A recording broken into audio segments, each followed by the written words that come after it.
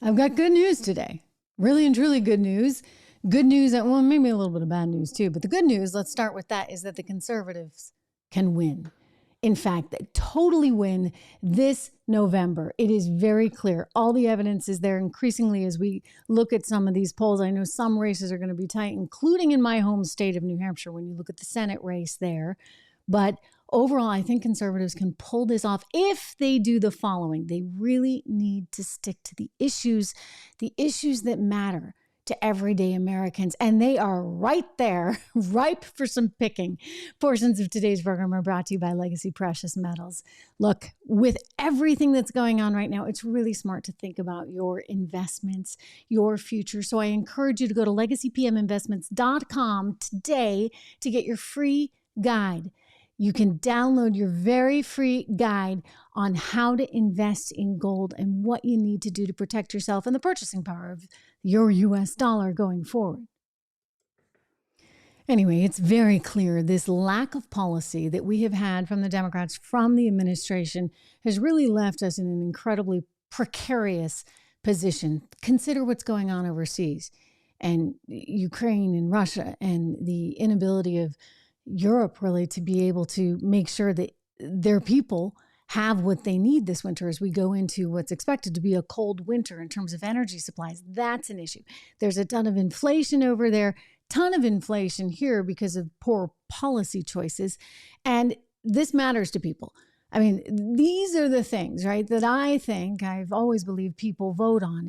2020 was a little different because Joe Biden kind of stayed in his basement and just kept saying, hey, you know, that guy over there, he's really, really bad. You don't want him. But Joe Biden never articulated what his policies would be. And I think people are like over that now. They've learned the hard way that policies really do matter. And so when it comes to things like inflation, the economy, trade, that's really important. You now have not just JP Morgan is predicting a recession. At least the CEO is saying that he anticipates it could be really, really bad, possibly worse than a hurricane. So that's quite a statement from him.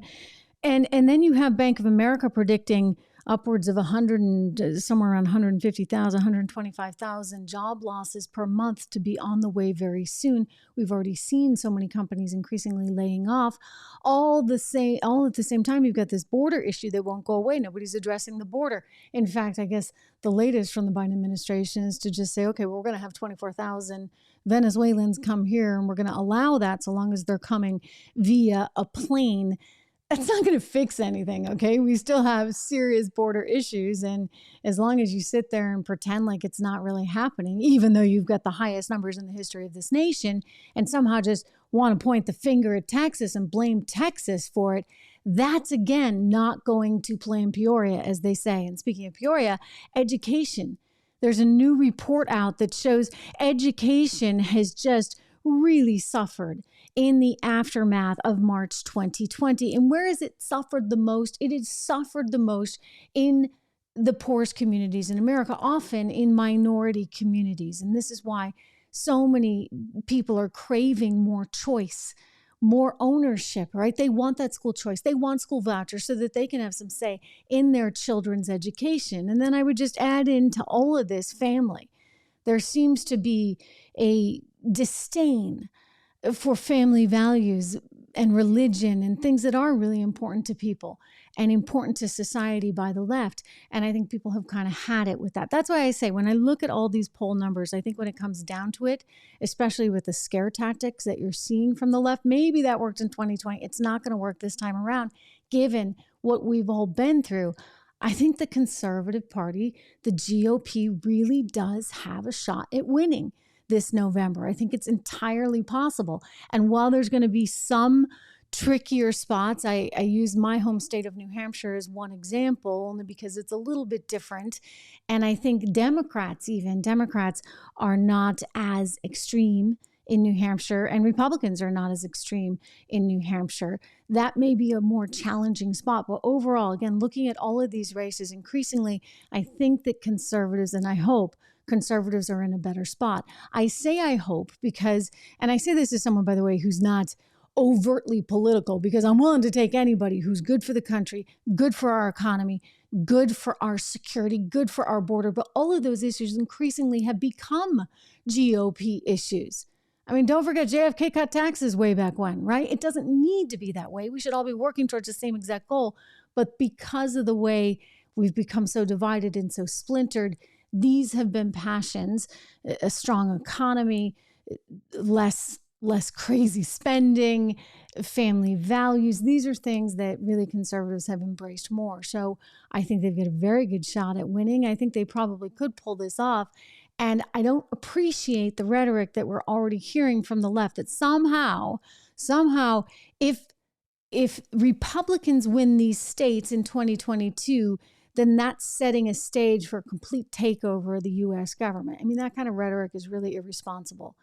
They're constantly trying to say our democracy is under threat because conservatives might win. I'm sorry. The last I checked, we're a two-party system. And you know what? People go and they vote the way they feel and the way they think, and they hold parties accountable. I hear some noise behind me.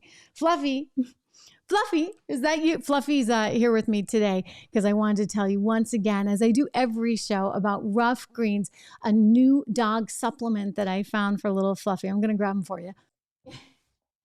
I've got him. This is him. He is sneaking under my desk again. He hangs out a lot with me here in the studio. So if you are not watching, if you're listening to this on Apple iTunes or on Spotify, I encourage you to go and watch the channel, because then you get to see this guy. Anyway, I wanted to tell you about Rough Greens because it's a new supplement that I found that he absolutely loves. It's by naturopathic Dr. Dennis Fleck. He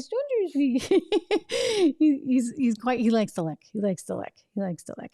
Anyway, he loves this, and it's my way of making sure that he gets all of the important vitamins and nutrients that he needs, the essential vitamins, all the minerals, the antioxidants, everything that Fluffy needs to have a long and healthy, happy life. So he's really playful. He's really fun. And I've seen the difference in you. I really have. Most of all, I like that he likes it. And that I know he's getting what he needs. It's so critical. And I say that to any dog owner out there. You know exactly how I feel about this, because these little guys are so precious. They're so precious to us. Speaking of which, yes, you're going to get your dinner soon. Anyway, this guy is great. And I'm so happy he found this. Roughgreens.com. Go to their website, roughgreens.com, and just check it out. I mean, you can get this. It's absolutely free, no obligation.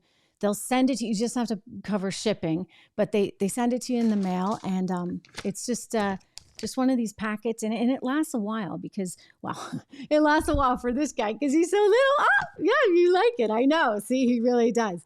So I just sprinkle a little bit of this in his food. And he loves it. He eats everything and gets all those vitamins. So again, roughgreens.com. Check it out. Send me a picture of your dog while you're at it. I love seeing those, because these little folks are really important, right, in our lives, for sure. I think it's one of the greatest things I ever did, right? Aside from having kids, because the kids are amazing. But this guy never talks back. Imagine that. Anyway, we do have a lot going on. I am optimistic. I do think conservatives can win this round. But it's important we stay focused. It's important we remember what really matters right now. And it's also important to me that you keep subscribing to the channel. So give it a thumbs up. Give the podcast 5 stars on Apple iTunes and on Spotify. And we will see you tomorrow.